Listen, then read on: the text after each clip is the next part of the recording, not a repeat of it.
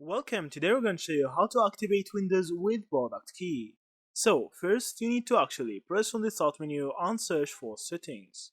You need to click on the settings tab as you see from here. And now from here you need to actually go to system. Now you need to scroll down till you see the activation. As you see from here you need to click on it. And as you see from here I am active. So if you want to actually change your product key or add a product key to activate your Windows, you can actually click on these options, and from here you will find a change product key. You can just click on it. Now from here just add the product key that you have bought or you got from anywhere. After that you can hit on next. So now Windows will verify the product key that you have added and see if it's right, and after that you will see active sign from here. So that's actually how you activate your Windows 11 using product key. Thank you for watching and see you in the next videos.